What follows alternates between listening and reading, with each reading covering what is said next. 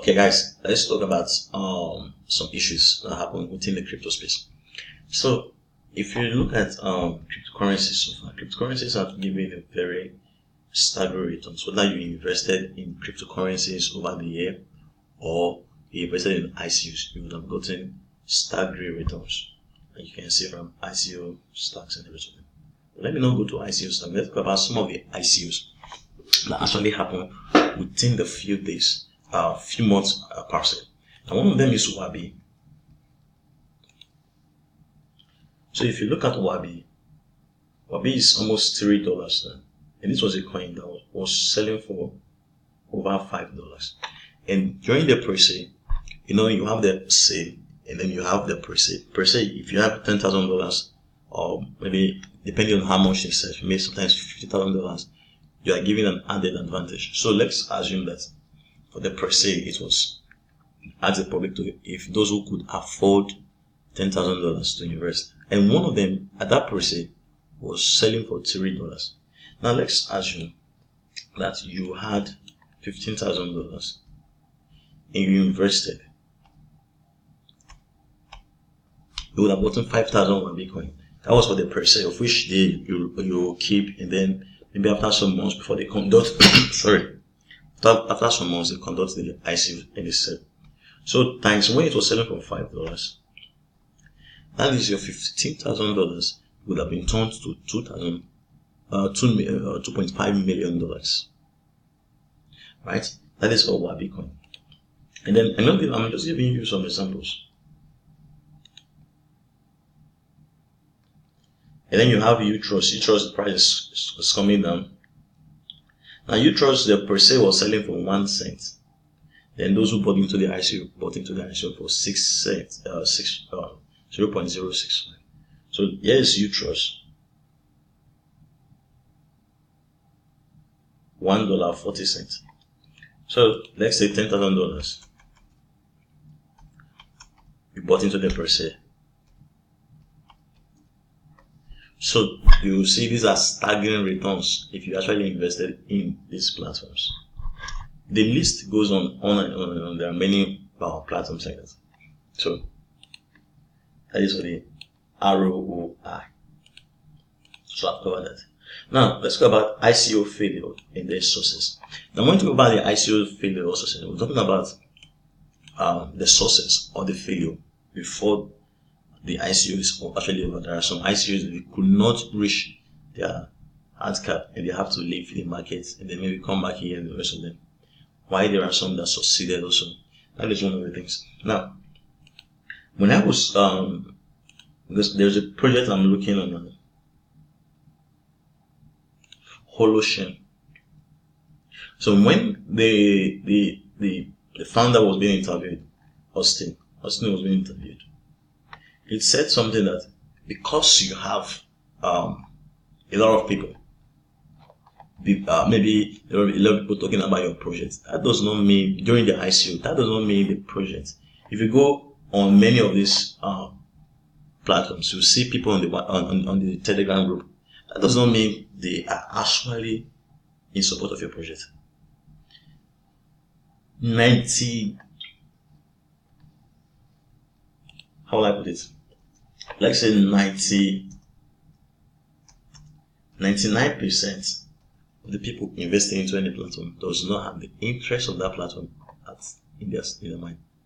Well, we already know that there is no how a coin is going to launch that is not going to launch above the ICO price.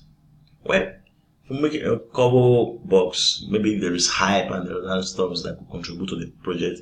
It's going to shoot up for a while and then it's going to fall. But it's only the project that has it's a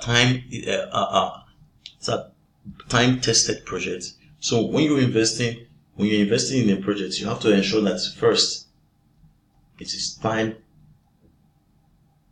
tested, it is battle tested, and then it is market tested. Yeah, you want to ensure that it is time tested, it is battle tested, it is market tested. Those are some of the stuff when you are actually investing in an ICO. because a lot of things are going to happen in the space this year. You've seen ICO raise money within 15 seconds. A lot of people are becoming aware these days that ICO is going to make money. So more people are moving from trading into ICOs, or just holding into ICOs, and it's going to affect things this year. This year may be very, very messy for cryptocurrencies. So you want to ensure that the project is time tested, because if it is time tested, even though something like a project like this goes to $1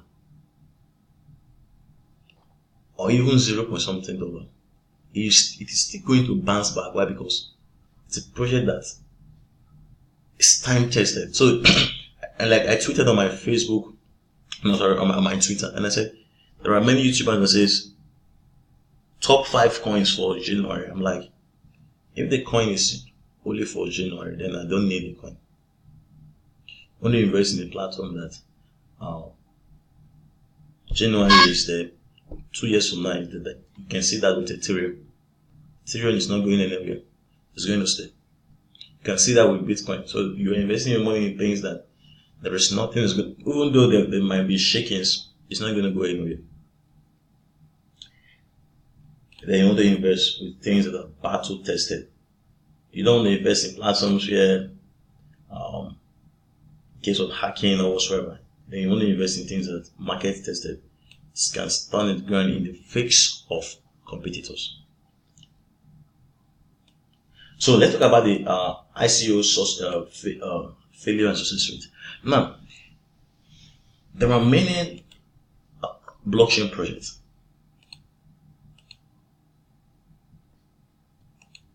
So there are many blockchain projects like you see now recently added.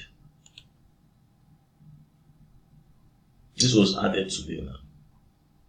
You see what was added 2 days ago. It took 4 days ago, 5 days ago, 6 days ago. And the list continues like that.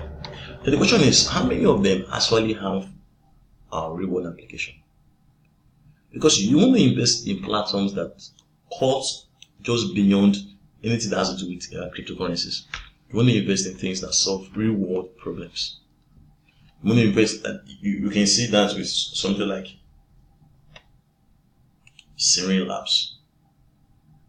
This one is solving a real world problem. You want to invest in something that looks like Wabi.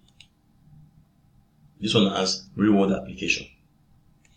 Then you want to invest in something that looks like Trust. These things has real world applications. They have real world applications. You want to invest in things like Ethos. Again, this has real world applications.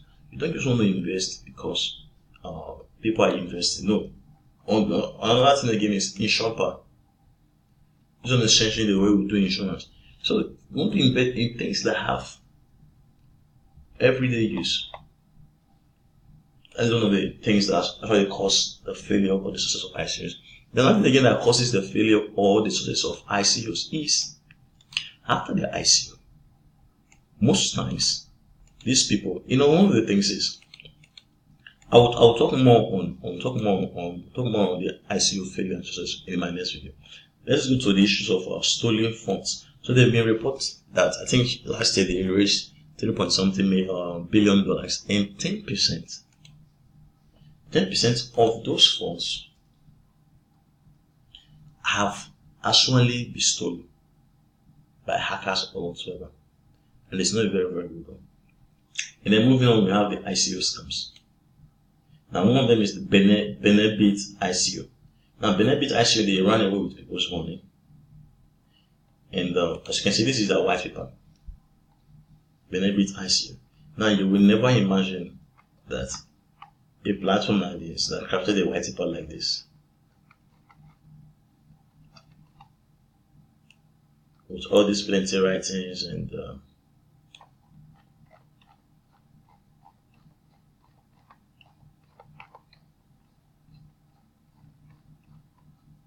as you can see,